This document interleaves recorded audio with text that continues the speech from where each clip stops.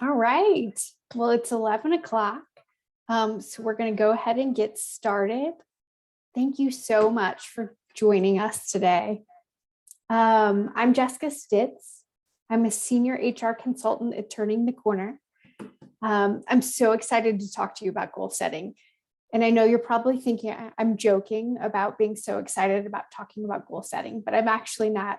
I'm a total geek about setting and achieving goals. So hopefully today we share some valuable information with you that helps you and your organization set goals.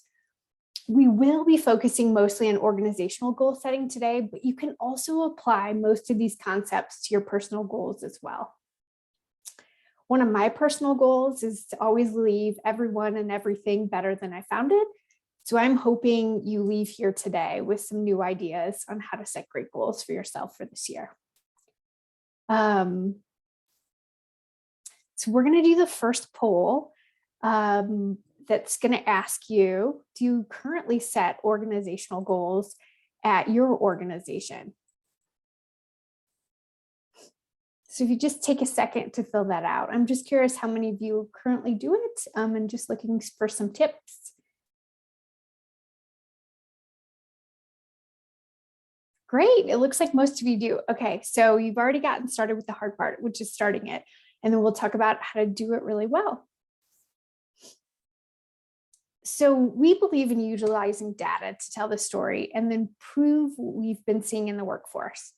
So a lot of the information we'll share with you today is based on numerous studies and not just based on our opinions and experience. So our agenda for today is we're going to first talk about what is goal setting. Why set organizational goals, how to set effective organizational goals, how to engage your people in the goal setting, the really important part, and also what not to do in goal setting. So to avoid some of those traps that a lot of us face. So I know we just did our first poll. We're going to go ahead and do our second poll already. How do you feel about goal setting? Do you love it? Do you hate it? Or are you just kind of indifferent? You're neither hate it or love it. I definitely hate it. Okay, good. Maybe we can help today to help you love it a little bit more. Maybe that'll be my goal for this webinar. Okay, perfect. So I'll share that with you. 2/3 of the people definitely hate it and are indifferent. We don't have anyone who loves it yet, except for me. So we'll try to help you love it. Okay.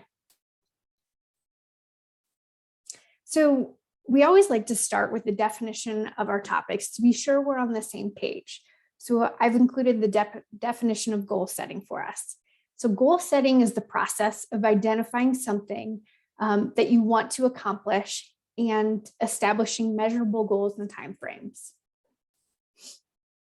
So in the late 1960s, Edwin Lockheed's pioneering research into goal setting and motivation gave us our understanding of goal setting. His research showed that clear goals and appropriate feedback actually motivate employees. His work highlighted that working towards a goal is also a major source of motivation, which in turn improves performance. So studies that have been done since his pioneering research continue to validate those findings. People who are still studying it today are finding the same to be true. So we talked about what is goal setting, and now we're going to talk about the why you should set goals. People actually want goals now more than ever. Why now, you ask? It's because they want to focus on what they can do and not what they can't do, which has been our last couple of years. They want clarity and forward momentum after the last few years of uncertainty. A Gallup study actually found that engagement is starting to decline for the first time in a decade. And one of those reasons is clarity and expectations. So what better way to provide clarity and expectations than organizational goal setting? So it's really important to ensure you set clear and attainable goals. And we'll talk more and more about that, but it's not just about setting goals. They have to be clear and attainable. Organizations that set clear and attainable goals achieve far more than their counterparts. And that main reason organizations achieve more is because it drives employee engagement. So Dr. Gary Latham studied the effects of goal setting in the workplace. And his results supported what Edwin Lockheed's findings in goal setting theory was, that there is an inseparable link between goal setting and workplace performance. Also, did you know that 90% of businesses don't achieve their goals? And did you know that 90% of people don't set realistic goals? Do you think there might be a correlation between those two statistics? So do we. Goal setting is actually a skill. We're not born knowing how to set goals. Like, we are not two, and we're like, we're going to set these goals and achieve it. It really is a skill that we have to develop over time. And we have difficulty evaluating our competence. We consistently either overestimate or underestimate our talents and abilities. And as a result, our goals are often too difficult, which is discouraging, or too easy, which requires not much sense of commitment, and we easily discard them. So as Dr. Laura Hill says, you need to make Goldilocks goals. I put the picture in here to give you the visual cue. Goals that are not too easy, but not too hard, and they're just right. So remember, when you're setting goals, picture Goldilocks, not too hard, not too easy, but just right. So does this picture look familiar? Have you been in meetings that are scheduled? There's no agenda, you show up, maybe it's a regularly scheduled meeting. You show up, there's no leader, there's no agenda, there's no real focus. Do you accomplish much? No, not usually. Maybe you get some valuable catching up with your coworkers time. How was their weekend? But you don't usually get real work done. And this is how it feels in organizations that don't have goals to work towards. People just come in and do what they've always done until there's a reason to work towards something else. So without goals, we really lack focus and direction. Recently, we actually met with a leadership team of an organization, and we were asking them, like, what is your goal for the next 3 to 5 years for your organization? And their response was, I don't know, to not go out of business. That's a great starting point, but you would need more than that, because your employees need to know they're working towards something and that everyone is aligned and headed in the same direction. Not just going out of business is not enough to give them direction.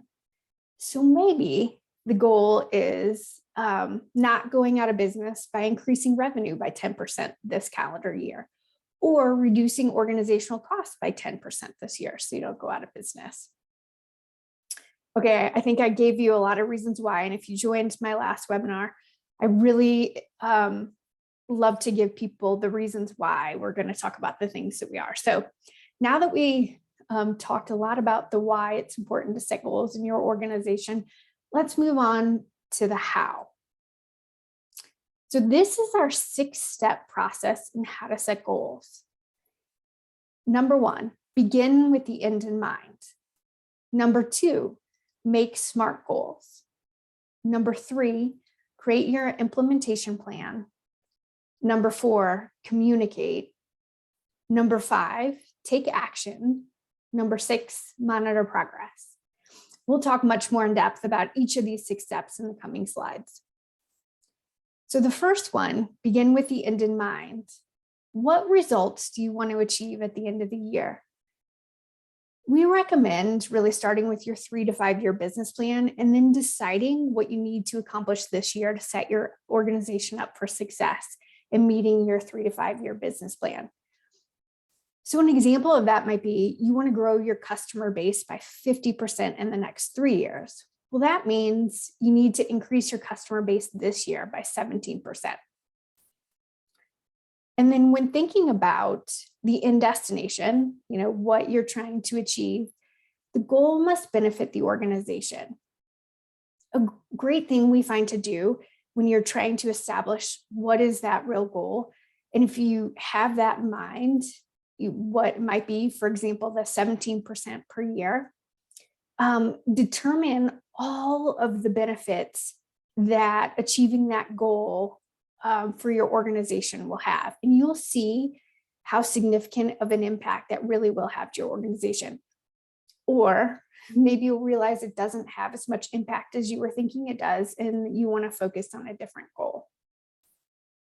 Going through this process, if you're like me and you get really excited about goals, you and your team might develop a bazillion ideas for goals this year. You're writing down, you're brainstorming, you're like, this would be great to get, where we're trying to go.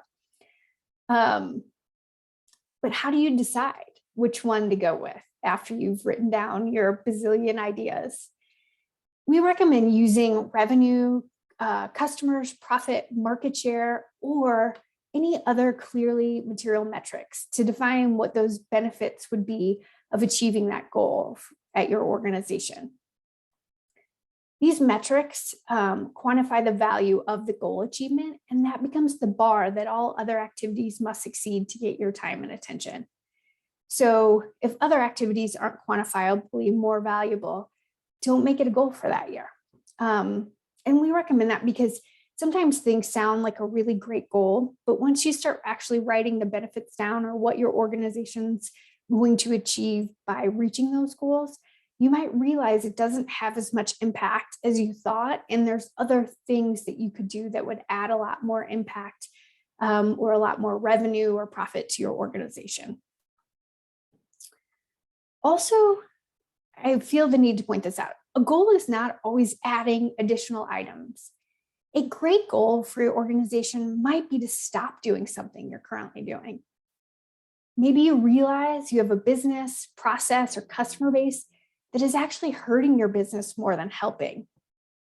So if you want different results, you're going to have to change some of your actions. And some of that is eliminating some of your maybe customers, processes, things of that nature to make yourself become more profitable by the end of the year.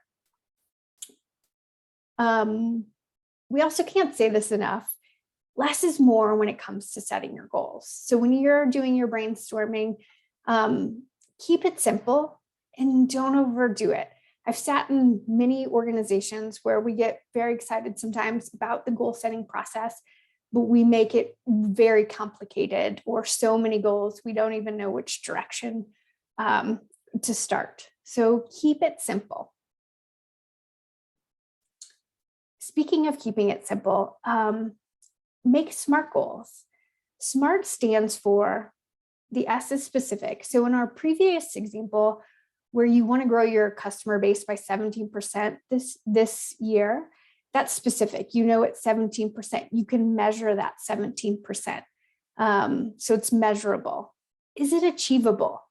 Do you have the time, budget, and resources available to grow your customer base by 17%? Is it relevant? Does it make sense and align with your overarching vision for your business?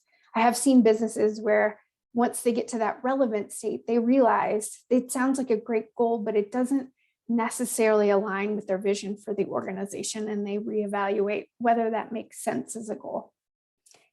And last but not least, time bound. So in our example with the 17%, we want to complete that goal and grow it by 17% by the end of this year in 2022.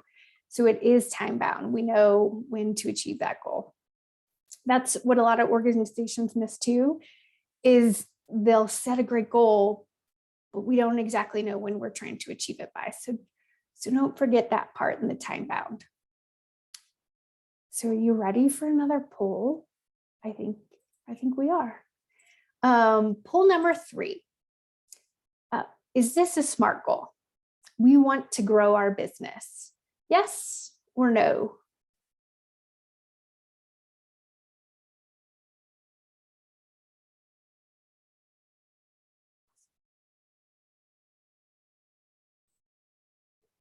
You're correct. You're correct. It's not. It doesn't tell you how much you want to grow your business by. It doesn't tell you how you're going to grow your business. It doesn't tell you by when. Is it this year? Is it next year? Is it 10 years? I also know, being in Colorado, there's a lot of bikers out here. So I threw in another example. Say, you want to set a goal this year to bike more. And you say, I'm going to bike every day. That's not a SMART goal either, because what does that mean? Are you going to bike to your mailbox, bike 5 miles, bike 20 miles? Now, if you've ever known someone who sets a goal to complete a bike race, they typically pick the bike race they're going to do. They register for it, so they know the when and the where, the how they're going to complete it. For example, if they're biking the Firecracker 50 in Breckenridge this year, they know they'll be biking 50 miles on mountain bike trails on their mountain bike on July 4th, 2022. So it's very specific, which is really helpful because then it helps them plan what they're going to do. So why is it so important to be this specific? Well, as James Clear says, it's not motivation people typically lack. It's clarity. And that's why making your goals SMART is important, because it makes them clear. So SMART goals really break down the broad objectives into well-defined, obtainable milestones to ensure success. We're going to talk about another study. In another study by Edwin Lockey, he reviewed a decade's worth of laboratory and field studies on the effects of goal setting and performance. Lockey's research showed that the more difficult and specific a goal is, the harder people tend to work to achieve it. He found for 90% of the time, specific and challenging, but not too challenging, goals lead to higher performance than easy or just do your best type of goals. For example, if you tell your team, try hard or just do your best, it's way less effective than saying, try to get more than 80% correct, or concentrating on beat your best time. So you know what you're working against and what you're trying to beat. Likewise, having a goal that's too easy is not motivating.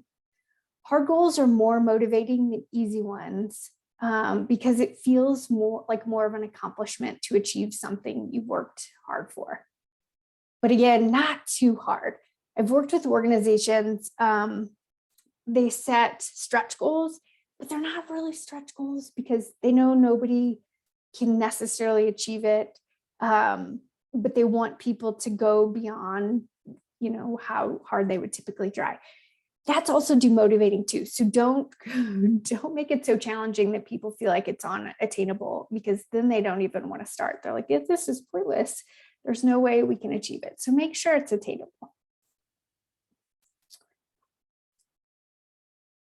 Are you getting tired of polls yet? I have another one. So poll number 4 and the last one. How many goals do you think organizations should set?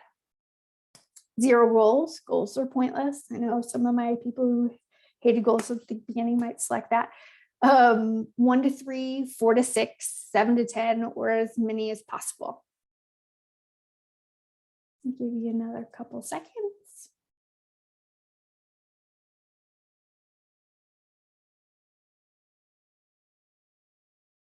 Great. So it looks like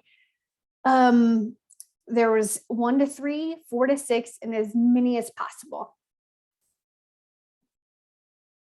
So your organization should not have more than 5 goals. You can't, you could just have 1. You could totally just do 1 if it will help you gain some great momentum and it's an important goal for your organization. But if you do any more than 5, they typically start competing for too many resources and people don't really know where to focus. Now, that being said, you can have the 5 big organizational goals, and then each team breaks it down on their team on how they're going to help the organization reach that goal. But overarching organizational goals, we definitely recommend that you don't do more than 5. Also, as part of the goal setting process, we recommend creating posters or vision board of what things will look like once you achieve your goal. Hang them up around the office so that you're not just setting and forgetting your goals.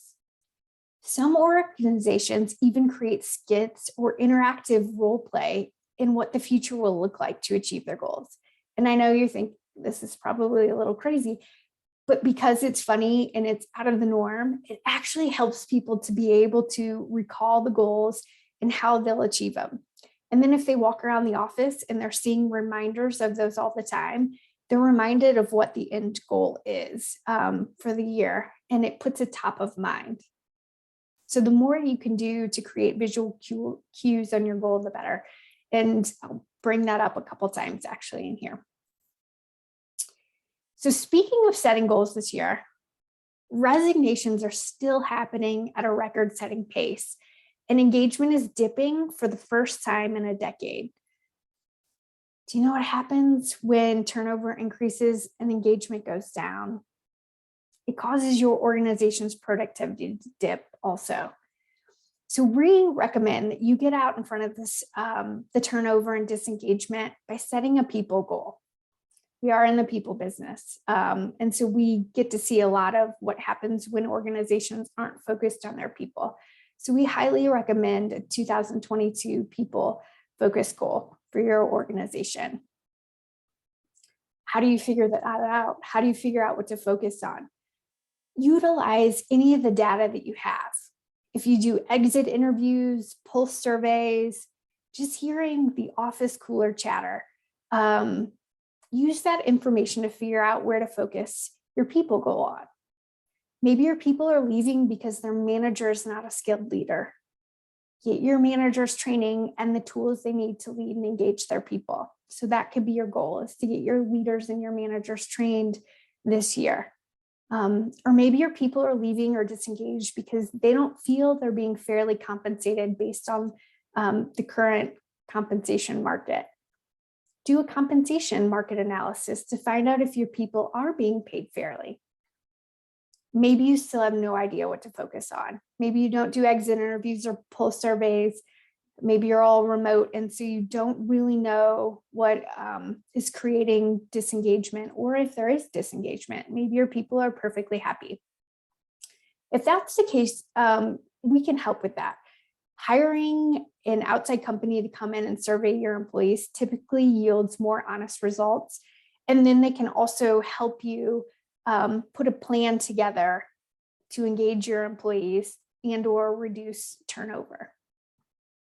So an example of a SMART goal would be reduce employee turnover by 10% by January 1, 2023. We can promise you that when your people know that you care about them enough to set a business goal around them and they see action being taken, it will increase engagement, trust, innovation, and ultimately productivity. So it really is a win-win for your organization. And if you need help, you can always reach out to us with that if you can't figure out where to focus for your people goal, or if you just need some outside thoughts. Okay, so step 3, once you know your end destination, you have to think about the journey to get there. And really, this is where most people in organizations lose traction. They know what the ultimate goal should be, they've made it SMART, but then they don't create the plan how they're actually going to get there. So now that you have your SMART goals created, let's decide how you're going to do it. So the example of the Firecracker 50 bike race, you create your training plan. So what does that look like to have you ready for race day? And for our business example, once you know your organizational goal is going to be to achieve 17% increase in the customer base by December 31st, then you create your plan on how you're going to get there. Once you know that, once you know how you're going to get there, then you need to break it down into either weekly, monthly, or quarterly goals. Whatever makes the most sense for your goal and organization. Maybe it doesn't make sense to do it weekly. Maybe it makes sense to do it monthly or quarterly. It really does just depend on the goal and the organization. This will simplify the goal and make it appear more achievable because you're breaking it down into steps. sometimes it's really daunting, right? If you set a goal for the end of the year, it looks really large. But when you break it down into more bite-sized steps, people are able to understand it more and gain traction. It also makes it noticeable if things are getting off track. And then you can make adjustments more quickly. So maybe you meet and you go over where you are, at that month-end meeting, and you realize you're not near where you're supposed to be to achieve that goal at the end of the year. What can you do to help get things back on track? Another great thing about breaking them down to monthly or quarterly is celebrate the small wins. Celebrating successes on the way to meeting your goal is important, and it's super fun, and it helps build momentum. Once people start celebrating that they're getting closer and seeing traction, they get much more excited. And part of that reason is people give much more value to the present than they do the future. So the more you break the goals down and celebrate them, the more excited your people will be about achieving them. Do you feel like we believe it's really important to break down the goals? I'm making fun of myself. Yes, we do. So plan the when and the where you will begin implementation of your goal. According to James Clear, you are 91% more likely to achieve a goal when you create an implementation intention. So don't just leave it to chance and hope that it works its way into your normal workday. You have to be intentional about implementing the goal. Commit and block time. There may be only 15 minutes a day, once a week, whatever it is, make sure you block time on your calendar and treat it as an important event that you will not miss. A lot of times we go and we set the goals and we have implementation, but we don't work it into our regular workday. And we get so into the habit of doing the same things every day or working on certain things that if we don't block time, a lot of times we'll forget about it. So make sure to block time. So the who. Have you ever been in meetings where you're having a really great discussion with the team about what will really help the team or the organization be successful? You even identify what needs to happen and when, but then there's no discussion on who will do what. So then you come back a month later and no one's done anything. And you all just kind of stare at each other like, who was supposed to do that? Then everybody gets a little frustrated because we've lost time, we've lost momentum. We kind of have to go back over everything that needed to be done and define who's doing what. We've seen this a lot. So a really important piece of reaching organizational goals is who's responsible for what. Don't forget that piece, the who, the when, and the where. Like we were just discussing, sometimes you should leave it up to employees on leave it up to employees to decide their goal whenever it's possible. We recommend that, making sure their goal is aligned with the overall organizational goal. This will increase their sense of commitment and empowerment. So tell your employees the overall organizational goal is to grow your customer base by 17% this year, but then let them decide how their position will contribute to reaching the organizational goal. That being said, we know that sometimes there isn't much choice. For example, your salesperson, you have one salesperson, that might define their goal for them. They might not have a choice. It's a big portion of their role to achieve that 17% growth in customer base by the end of 2022. So if that person doesn't have a choice over their goal, let them determine how they're going to get there. So here's the goal. They know they have to achieve it. Let them figure out how to get there. The more autonomy you give your people, the more buy-in and motivation they're going to have. We highly recommend giving your employees lots of autonomy, but don't forget their goal should tie into the overarching organizational goal. If you don't ensure the goals tie into the overall organizational goal, then your employees will be running in all different directions and competing for resources, which will cause the organization to not gain traction towards the overarching organizational goal. Plus, it builds team commitment when you're all working towards the same goals together. So identify obstacles as part of your plan also. So in order to set yourself and your team up for success, it's really important to plan ahead and identify any potential obstacles or challenges that might get in the way of you achieving your goal. There's always going to be obstacles to achieving your goal. So make a list of these challenges or obstacles and then rank them in priority. Then begin taking action to remove or get past each obstacle that is going to limit your team's progress. So, number 4, communicate. Step 4 is to communicate. Communicate clearly and often about the organizational goals and where you are in achieving them. There's almost always the number, I should start this over. This is almost always the number one leadership action that helps organizations succeed. I've seen this several times where you hear about the goals at the beginning, you take a lot of time setting them, talking about how you're going to achieve them in certain situations, and then we never talk about them again until the end of the year. And a lot of times people have forgotten about them or people interpreted them differently. So communication is really important. So state what you want to achieve in the simplest of terms and be task specific and bite-sized as possible.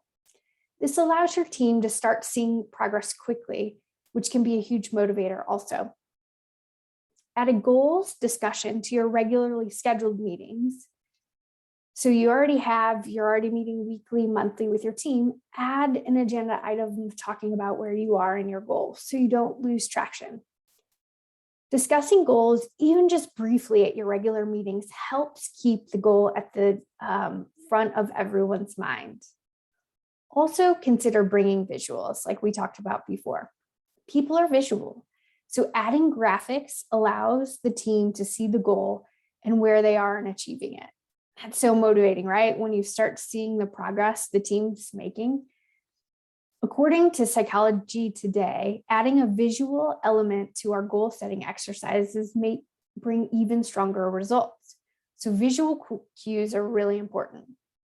Environment has been proven to make an impact on whether or not you achieve your goals. So put the goals on the wall in a place everyone visits, whether it's in the break room, conference room, if you're all online, your Zoom backgrounds in your team meetings. It's been shown to be even more impactful if there are pictures associated with words. So not just doing the words, but also having pictures of what it will look like when you achieve your goals. So if we walk into the break room to get another cup of coffee in the morning, we're reminded about what our organizational goals are for that year. And it helps us focus our day that way. Do the team building activity we talked about earlier by creating a visual representation of this new reality of what things will look like when the organization achieves its goal and include it with the text of the goal. So it's not only doing that to help people visualize, you're also doing a team building activity and getting people excited about where you're going. One thing we also like to point out when it comes to goal setting is to remember we often get distracted by focusing more on the analytical side of goal setting, but there's also really an emotional part, and that's where the visual piece comes in as well. So remember that goal setting is also an emotional process for your team, and keep it top of mind, which will also help you with motivating your team. So step 5, get started. Since you now have clearly articulated the goals, when you're going to achieve what, who is accountable for each piece, and it's been clearly communicated, hopefully several times, get started. And honestly, I hope you look as excited as these kids do. So step 6, monitor your progress. To keep your motivation strong, to complete your goals, remember to schedule the weekly or monthly evaluation, which can include measuring the team's progress. This one works for a lot of people I know. Checking things off against the schedule, making it visual, and checking items off the list helps people feel like they're accomplishing something and they're seeing progress. The most effective form of motivation is feeling and seeing progress. Once your team see how close the finish line is, employees feel more motivated to push through to the end. If you're a little behind schedule, make necessary adjustments, but keep going. I also want to note here, this could be a time to analyze if the goal still makes sense. We'll talk actually about this in a few slides, but there's sometimes that the goal starts not making sense. Maybe there's been a big shift in the market and it doesn't make sense any longer. Also evaluate, or maybe the goal is actually having a much more negative impact than was expected. So while you're monitoring progress, maybe evaluate whether or not the goal still makes sense. So we would be remiss if we didn't take a little time to help give you some insight in what not to do with goal setting in your organization.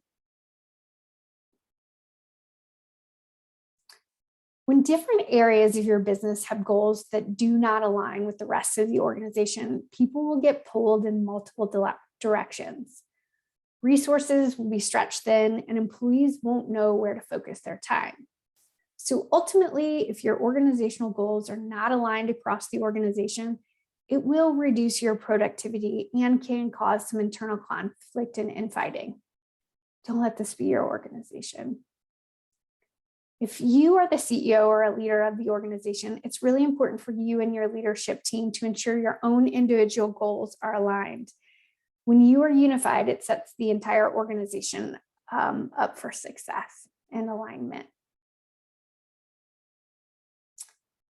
Number 2 of what not to do, being inflexible and unadaptable. The only constant in life is change. Have you ever worked with someone that set out to reach a goal and no matter what happened, they were going to achieve that goal? High water and everything. They were just, you couldn't get in their way. They were going to do it. You and the team sat back and thought, this goal doesn't even make sense anymore, or is having a significant negative impact. But for some reason, this leader was pushing the goal regardless of any of the feedback being provided. This is actually called goal-induced blindness. So don't let this happen to you. There's a book, actually, if you want to look more into it, called Destructive Goal Pursuit, that draws upon real stories, including one regarding a Mount Everest climbing disaster, where the climbers had been lured into destruction, even death, by their passion for their goals.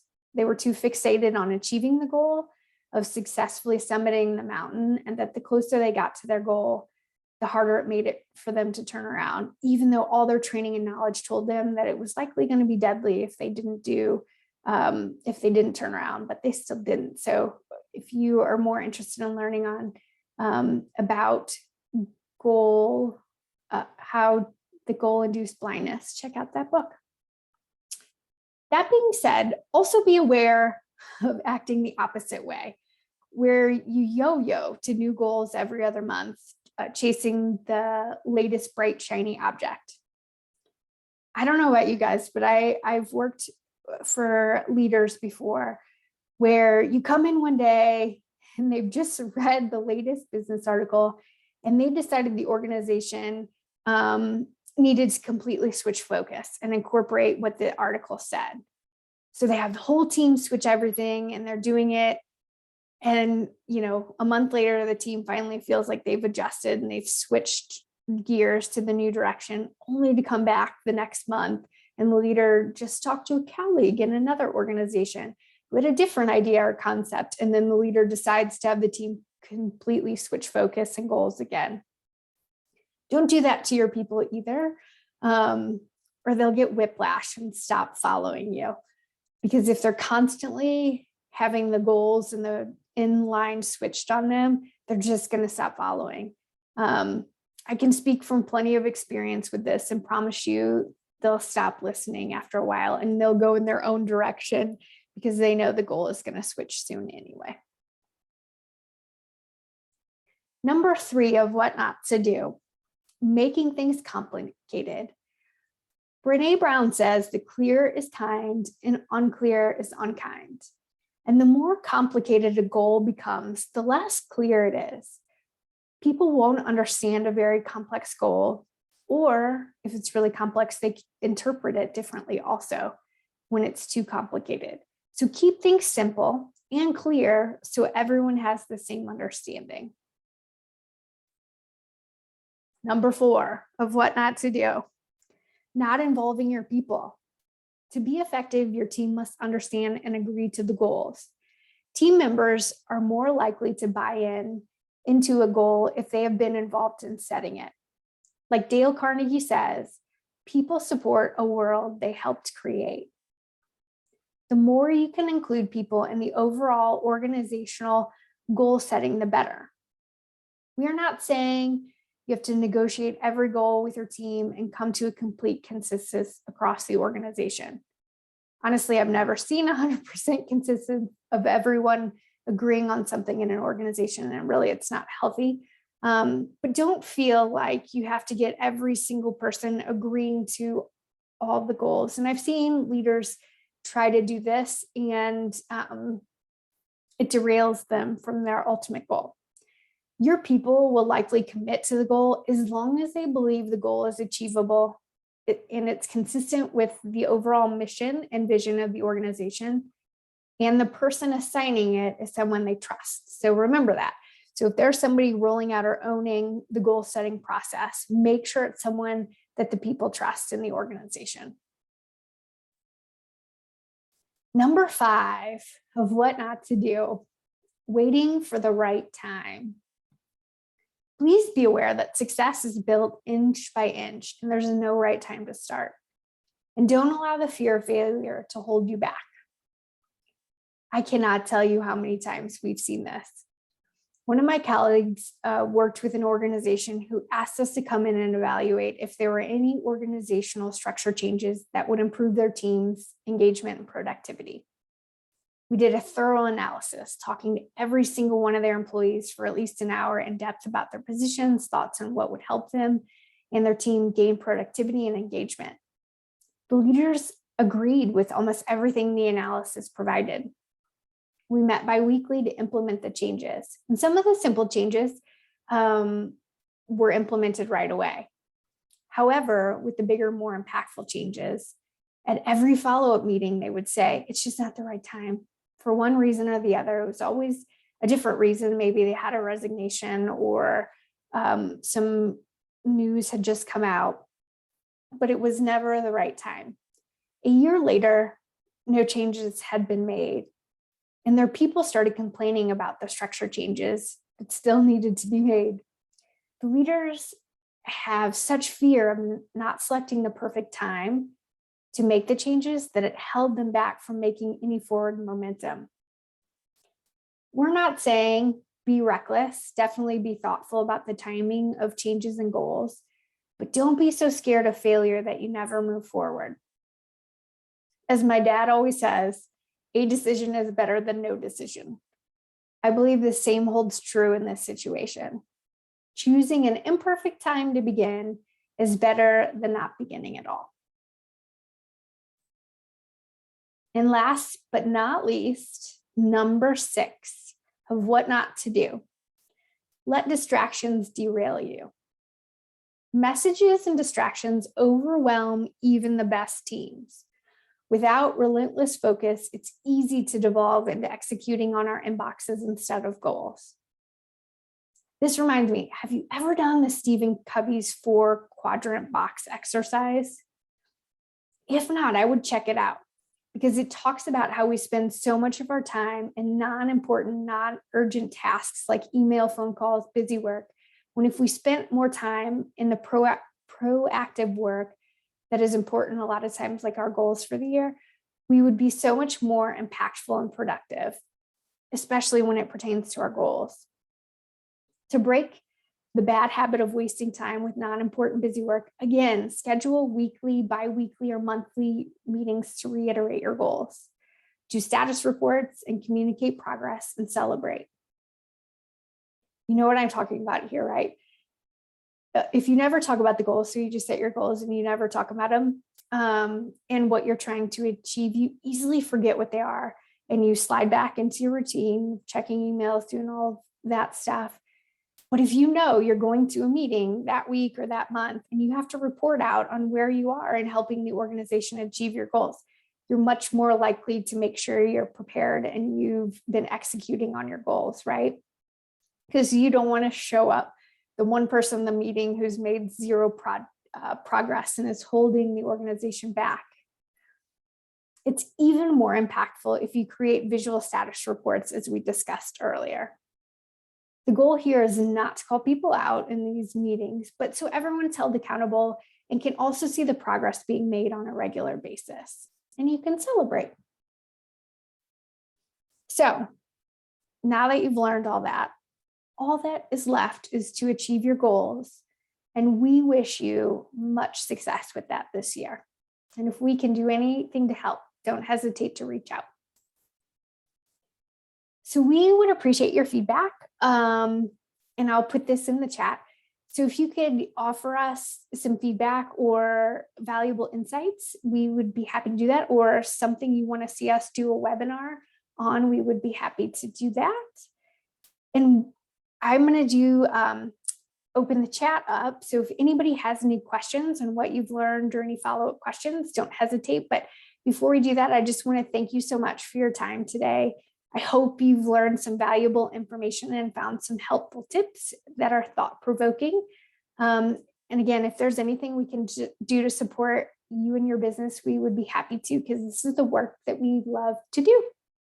So if anyone has any questions, feel free to put them in the chat now.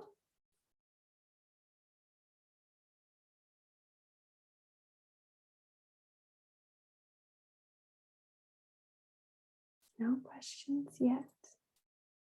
Give it another minute or two.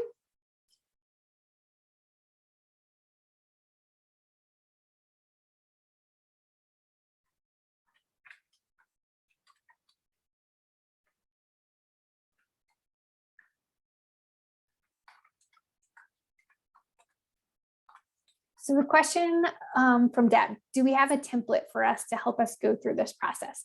Yes, and we'll send you follow-up information for anybody who attended this webinar.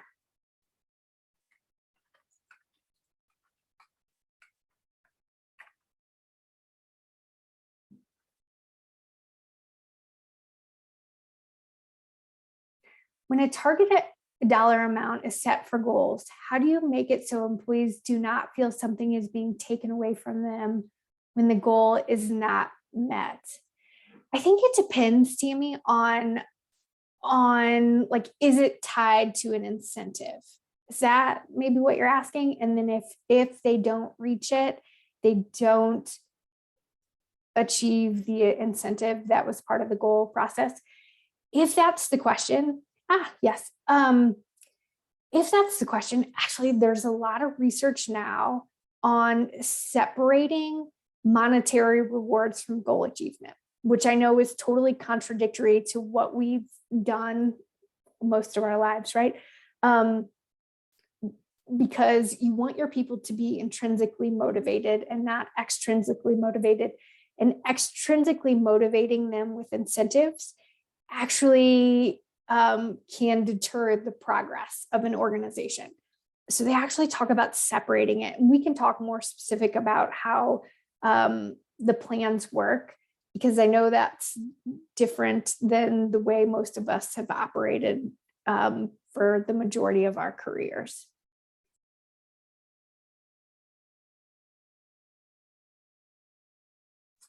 Any other questions?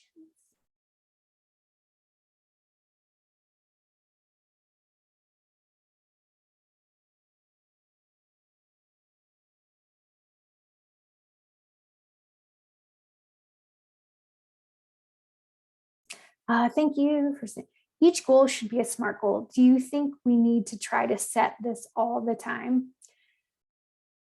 So I would say it doesn't have to be exact all the time, but the reason that you want it to be a SMART goal is because you make sure it's specific and measurable enough. And it takes you through, is it achievable? Is it relatable? And then what's your time frame to get it done?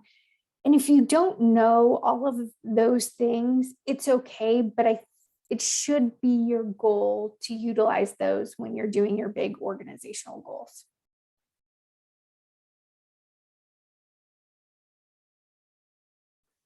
Yeah, practice makes sense.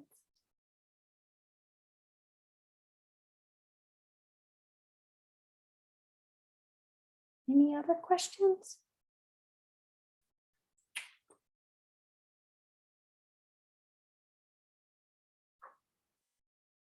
All right. Well, I want to thank you all for your time today. I hope you gained some insight. We'll be sure to get you some information out. This webinar will also be recorded if you wanted to go back and watch it for any reason. And I hope you have a great day.